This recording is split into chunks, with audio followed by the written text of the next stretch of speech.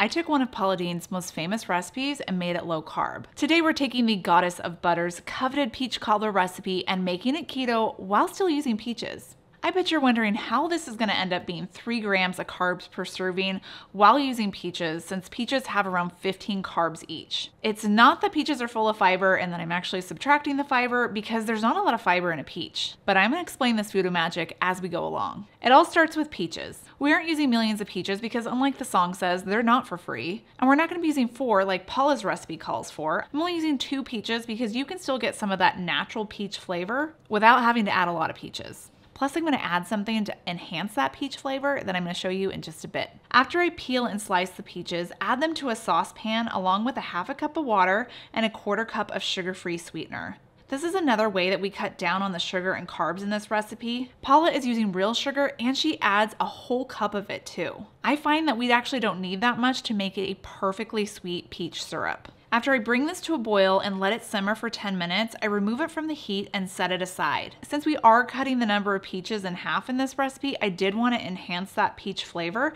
so I'm going to add in a 1/2 teaspoon of peach flavoring. I'll have this listed down below on where I got it, but honestly, I think that you could even omit this because it's still delicious. And then that way you don't have to buy an extra ingredient that you might not use later on. But it really does enhance the flavor. Before we move on to the cobbler, let's talk about some other fruit flavors that I have been enjoying. It's the flavors that my favorite electrolyte company, Element Electrolytes, comes in. They have a wide range of flavors from raspberry and watermelon and chocolate, but my absolute favorite flavors are grapefruit, citrus, and orange. I just realized that these are all citrus flavors too. Not only do I get to enjoy a refreshing fruit-flavored beverage that is going to hydrate me, but it's also going to give me all the necessary electrolytes I need to keep going, because each packet of Element has a science-backed formula of 1,000 milligrams of sodium, 200 milligrams of potassium, and 60 milligrams of magnesium. Lately, I've been adding a pack of Element to my water every morning just to make sure that I'm on my peak performance throughout the day. Right now, Element is offering my viewers a free sample pack with any Element order. You get to try 8 flavors free with any Element order. So it's a great way to figure out what flavors you like before you buy them. To get yours, go to drinkelement.com/KetoFocus. They even have sparkling flavors, and I highly recommend the grapefruit or the black cherry lime. Just go to drinkelement.com/KetoFocus to get yours. Now that we discussed that, let's get back to the cobbler. Paula uses self-rising flour.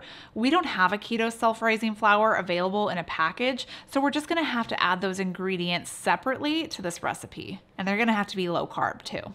You want 1 1/4 cups of almond flour, then 3/4 of a cup of sugar-free sweetener. Paula adds a cup of sugar here. Again, not necessary. The cobbler is just going to be perfectly sweet with 3/4 of a cup of sweetener. Then 3 tablespoons of oat fiber. And I know this ingredient is odd, but I use it a lot in my keto baking because it enhances the texture and the flavor of our baked goods. And it does it without adding any additional carbs because it's 100% fiber, which means it's 0 net carbs. Then an ingredient to help our cobbler rise, you're going to add 2 tablespoons of egg white protein powder, then 2 teaspoons of xanthan gum and a teaspoon of baking powder.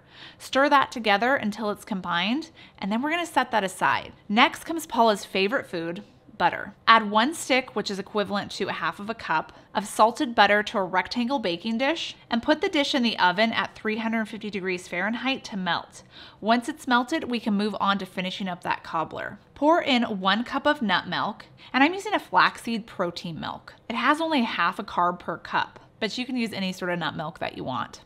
Paula uses regular milk, which actually adds around 11 carbs. I mix that together with the dry ingredients until it's just combined, and then immediately scoop the dough on top of the dish with the melted butter. Don't mix this in here, just try and spread the dough evenly from edge to edge. It's okay if it's not perfect. I tested this 4 times, and even though it wasn't perfectly spread from edge to edge, it still tasted really good and looked delicious. And you do want to make sure that you add your batter right away, because the longer the batter sits, the more it's going to absorb moisture and it's going to be harder to scoop into the buttered dish. Finally, top with our peaches and syrup. Start by scattering the peaches on top and then pour in any remaining syrup next. Then I'm going to bake this in a 350-degree oven for 45 minutes, and this is what it looks like. Pretty comparable to Paula's. Top with your favorite keto or low carb ice cream, dust on some cinnamon, and dig in. And for the perfect keto vanilla ice cream that only uses 5 ingredients, click right here.